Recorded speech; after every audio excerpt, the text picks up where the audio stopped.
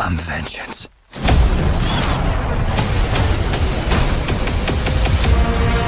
Hey, what's up everybody? Thank you so much for checking out today's video where I'm gonna be giving you my quick spoiler-free thoughts on the brand new Matt Reeves film, The Batman.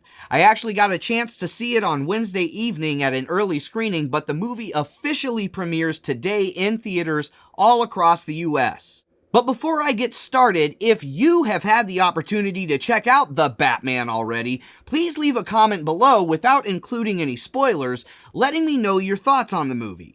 Now, anyone that may be subscribed here or that may follow me here on the channel is probably pretty well aware at this point that I'm a major fan of Batman and have been since the original 1989 Tim Burton film, which was the first movie I ever remember seeing and was the movie that got me into Batman and into movies and filmmaking as a whole. And right off the bat, I'll say that I had a great experience with this film. I thought it was absolutely fantastic. Matt Reeves takes the character of Batman and places him into a completely different style of film than we've previously seen from any of the other live-action big screen interpretations. Now, it's still very much a comic book film, but it's much more fashioned together in the style and tone of a detective noir comic rather than as a spectacular superhero comic. It is a film that is pretty well grounded in reality, but not quite as grounded in reality as Nolan's iteration of Batman, and it delivers a very definitive style for both its setting and characters that help to contribute to a much more comic-like atmosphere. To be clear, I pretty much love all of the interpretations of Batman I've come across at this point in my life, and that includes a good bit of the lesser received works, and ranges from the more silly and lighthearted takes on the character, all the way to the darkest and grimmest takes on the character. I have a deep love and appreciation for all of it, so I'm certainly not knocking any of the other versions we've gotten up to this point. But I do have to say that this certainly felt more true in many ways to a Batman comic, or more accurately, to an issue of Detective Comics, which of course is where the character of Batman first originated from. Now, I don't want to give any details away about the plot, but I will say that the story is masterfully crafted, and it doesn't rehash any unnecessary plot points that the majority of mass audiences are most likely already highly familiar with, such as the origins of Batman and the events of his parents' murder. Now, that's not to say that it isn't mentioned, but not to any lengthening degree. And that goes for most of the characters in the movie. The movie really treats this universe and its characters as if they are already pretty well established by the time the viewer gets there, but not in a way that I think would leave any viewers confused as to who these people are, because the movie does a good job of delivering enough through action and dialogue to establish each character in a clear and definitive way. The pacing in the movie, particularly for this type of film, works superbly in my opinion. Now, I know that the movie runs 3 hours long, and then that's likely going to seem like too long of a runtime for some people, regardless of how well a story is crafted. But it honestly flowed together so well that it really didn't feel like a 3-hour movie at all to me, but more like a 2-hour movie, because nothing felt gratuitous or wasted, and every scene and character really had time to breathe and develop, and the atmosphere and mood of each scene had time to be absorbed by the viewer, and it remained very entertaining and highly engaging throughout. And every single performer does an amazing job on delivering on their characters, starting of course with Robert Pattinson as Bruce Wayne, aka Batman. He really delivers very, very well on the role, and we actually got to see him in costume for a good majority of the film. And the costume looks fantastic in my opinion, and it's featured beautifully with some very masterful and purposeful, but not overly complex cinematography. The cinematography is actually one of my very favorite things about the film. But despite getting to see Pattinson as Batman the majority of the film, we still also get a strong sense of who Bruce Wayne is in this universe and what his current mentality and struggles are.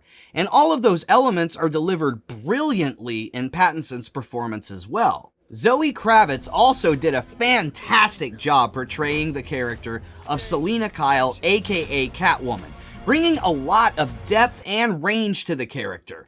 And I thought that the chemistry between her and co-star Robert Pattinson for the classic Bat and Cat dynamic worked exquisitely well for this film and setting. I also really enjoyed Paul Dano's performance as the Riddler, whom I've said before on the channel is actually probably my favorite Batman villain of all time due to the intellectual challenges he provides Batman to overcome, rather than the usual physical or sometimes emotional challenges presented by other foes. This take on the Riddler is much different than any take we've ever seen before, which I'm sure most of you who may have seen the trailers would probably have guessed, as the design is much more closely reflective to the real-life Zodiac Killer, rather than the traditional take on Riddler's design.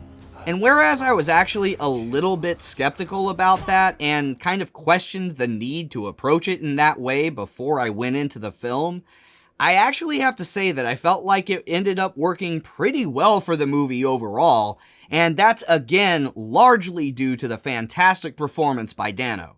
He successfully comes across as very creepy, very crafty, and actually a bit scary at certain points, but relative to his comic book counterpart, he still maintains a slight degree of deranged, tongue-in-cheek humor during a good bit of scenes, which fits in perfectly to the tone and atmosphere of the film. Jeffrey Wright was also really good as Commissioner Gordon, and I really enjoyed the chemistry between him and Pattinson during their scenes together, feeling like we actually get a much more organic relationship between the two characters than we've ever had in a live-action big-screen adaptation before, and it almost feels like a genuine friendship at times. But the performance that still has me reeling, and that I'm sure will have a good bit of people reeling for quite a while, is Colin Farrell's performance as Oswald Cobblepot, aka the Penguin. Again, anyone who has seen the trailers for the movie, or that has seen pictures and posts from online social media platforms regarding the film, are probably already pretty well aware of the amazing makeup job by the artists to help transform Colin Farrell into this character that basically ended up rendering him as completely unrecognizable. But on top of that unbelievably awesome makeup job, his performance is just right on point for this version of the character, and it works so well with this movie, and he completely nails his voicing, his facial expressions, and his dialogue delivery. And he firmly establishes this character in a very unique and highly engaging way that leaves me very intrigued of what may lie ahead for his version of this character in potential upcoming projects. And the brilliant direction and writing and phenomenal performances by the fantastic cast are all brought together harmoniously with the score provided by Michael Giacchino. There were many different points during the film where the score caught my attention because of just how effective it was in driving home the intended range of emotions and building of intensity presented within the scene. The sound design was also brilliantly done, particularly with the scene that first introduces this world's version of the iconic Batmobile. That scene actually has to be one of the very best scenes in any live-action Batman movie to date, in my opinion. As a huge and lifelong Batman fan, I was more than completely satisfied with this film, and I would definitely rank it among my top 3 favorite Batman films of all time. I definitely highly recommend seeing The Batman to any hardcore fans of Batman, and also to general audiences who may just have a casual appreciation for the character, and who may enjoy very well-crafted detective noir-style thrillers. However, I would really not recommend taking young kids to see this movie, as it does deal with some themes and concepts that are pretty dark and do push the envelope pretty far for its PG-13 rating, and there are a good number of scenes that I could see being way too disturbing for young kids to handle. So parents, be cautioned. I want to thank everybody for watching today's video. Please be sure to hit that like button if you enjoyed it, and consider subscribing if you don't want to miss out on any of the awesome movie-related content we have coming up here on the channel. Also, be sure to check out the movie blog on the Rosie and Ernie Productions website, which I'll leave a link to in the description below. And if you want to browse on the website, you can also find my music-related content there if you're interested in checking some of that out. And you can also browse our wide range of video and audio services if you're seeking someone to help you level up your own video content. Again, thank you so much everyone for watching. I hope that everybody out there is doing well, and I'll see you all in the next video.